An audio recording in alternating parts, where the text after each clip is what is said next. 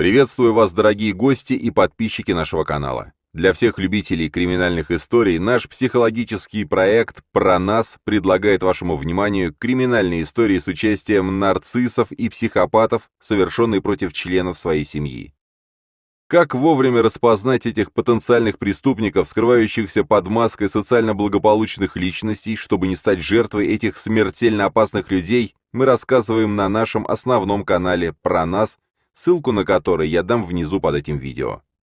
Также прошу вас не забыть подписаться на наш канал и не забыть поставить лайк авансом, так как это позволяет нам снимать чаще и более качественные видео для вас.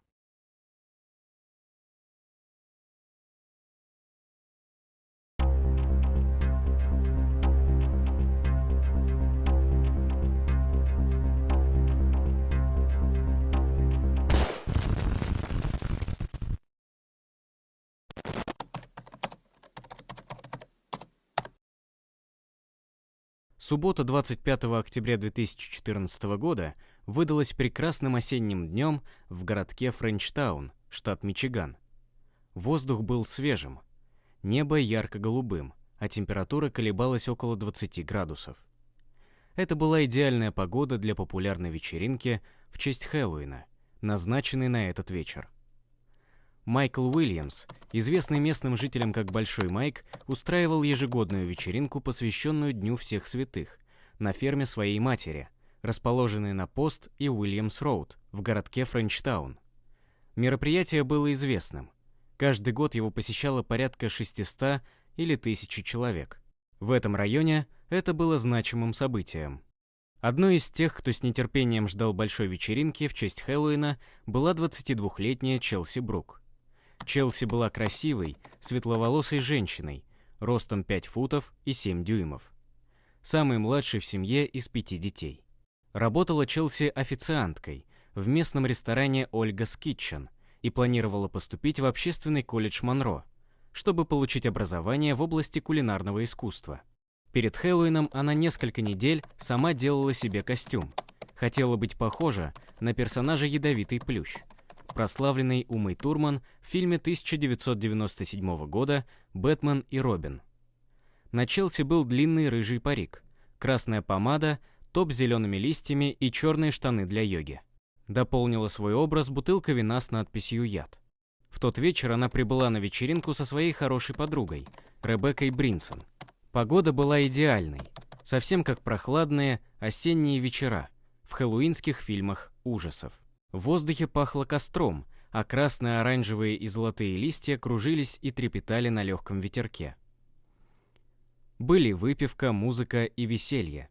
Фотографии Челси и ее друзей в тот вечер показывают, что они улыбаются и прекрасно проводят время. Вечеринка продолжалась несколько часов. Ближе к вечеру толпа начала расходиться. В 2:30 у Челси зазвонил телефон. На экране был незнакомый номер, но Челси все равно решает поднять трубку. Звонивший предложил подвезти ее до дома, и она согласилась. Тогда она еще понятия не имела, что эта поездка окажется для нее роковой. Домой Челси так и не вернулась. На следующий день ее взволнованная семья вызвала полицию и сразу же начала поиски. Друг сообщил следователям полиции, что Челси позвонил какой-то неизвестный номер в 2:30 ночи.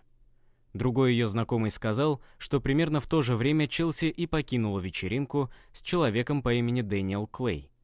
Это все, что кто-либо знал.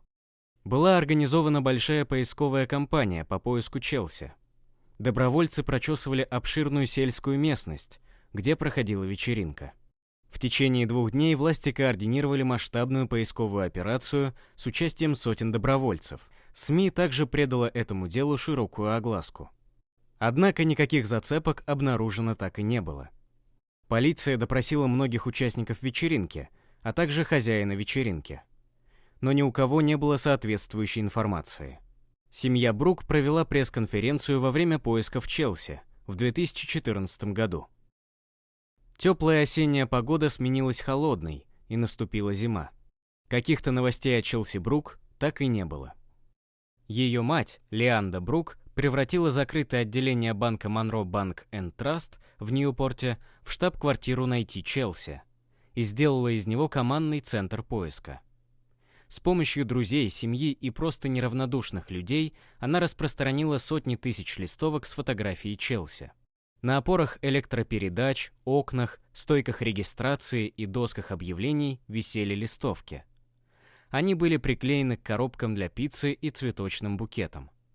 Листовки разошлись по Мичигану и Огайо, а также по другим штатам всей страны. По всему миру было отправлено около 1 миллиона листовок. Информации так и не было, но мать Челси не сдавалась. Пришла весна, а у полиции по-прежнему ничего не было. Затем в начале апреля 2015 года в деле произошел прорыв. Костюм ядовитого плюща Челси, в котором она была на празднике, и некоторые другие предметы ее одежды были найдены на заброшенной промышленной площадке, ранее называвшейся Specialty Petroleum, на Питерс-Роуд, недалеко от Ван Хорн-Роуд, во Флет-Роке, примерно в 10 милях от того места, где Челси в последний раз видели покидающую вечеринку в честь Хэллоуина. Затем, 24 апреля 2015 года, сбылись худшие опасения семьи. Обнаженное тело Челси было найдено строительной бригадой в неглубокой могиле, на строительной площадке в сельской местности, недалеко от железнодорожных путей в городке Эш. Дэниел Клей был замечен покидающим вечеринку в честь Хэллоуина с Челси Брук, а позже признался, что занимался с ней сексом и душил ее. В течение года после исчезновения и смерти Челси Брук в ходе масштабного расследования было получено 1000 сообщений от общественности. Детективы шерифа провели 800 допросов и выдали 34 ордера на обыск и 14 повесток в суд. 50 различных правоохранительных органов помогали в этом загадочном деле. И это окупилось. 22 июля 2016 года департамент шерифа округа Монро арестовал 27-летнего Дэниела Клея в парке передвижных домов Френчтаун-Вилла. Майор Джефф Кэмп объявил средством массовой информации: «Мы поймали его». Судебно-медицинское исследование его ДНК, собранное во время не связанного с этим ограбления, совпало с образцом, найденным на костюме ядовитого плюща Челси. Во время бесед с детективами Клей, имевший долгую криминальную историю, дал несколько противоречивых показаний. Во-первых, он сказал, что подвез Челси и остановился на обочине, где они занялись грубым сексом по обоюдному согласию. Он сказал полиции, что Челси попросила его дать ей пощечину и немного придушить. Он утверждал, что убил ее случайно и безуспешно пытался оживить ее с помощью искусственного дыхания. Вместо того, чтобы отвезти Челси в больницу, он проехал 40 минут, а затем бросил ее тело в густом лесу. Подруга Клея Келли Рихтер сообщила Free Press, что он признался в убийстве по телефону на следующий день после произошедшего. Джессика Прибл, мать ребенка Клея, позже свидетельствовала, что в день его ареста Клей оставил ей голосовое сообщение, в котором сказал, что ему очень жаль, что он по-крупному облажался и собирался исчезнуть на очень долгое время. 25 июля Клею было предъявлено обвинение в убийстве Челси Брук. 2 недели спустя он был также привлечен к ответственности по дополнительным обвинениям за вторжение в дом и преступном сексуальном поведении первой степени, связанным с нападением на женщину. Судебно-медицинский эксперт установил, что Челси скончалась от удара тупым предметом по голове. У нее были множественные переломы лица, шеи, челюсти и зубов. Медицинский эксперт была на 99,9% уверена, что Челси не умерла от удушья.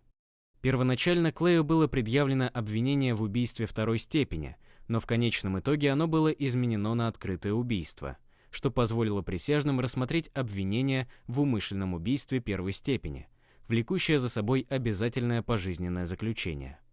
Судебное разбирательство было долгим, затянувшимся процессом, который длился почти 2 года. Детектив шерифа округа Монро Брайан Срока показал во время суда, что Клей остановился рядом с Челси и спросил, не хочет ли она, чтобы он ее подвез. Она сказала, что хочет, и села в машину. Клей также заявил, что когда они ехали по дороге, они занимались сексом.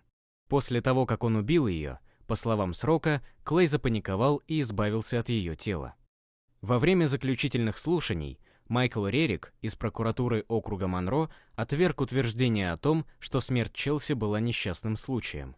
Справедливое рассмотрение фактов и доказательств доказывает, что подсудимый убил Челси не в результате какой-то эротической асфиксии, а в результате множественных ударов тупым предметом по лицу. Представитель защиты Рассел Смит возразил, что Клей не собирался убивать Челси, утверждая, что, несмотря на его историю сексуального насилия, у него не было мотива. Но Рерик указал, что отказ Клея отвезти Челси за медицинской помощью свидетельствует о его вине.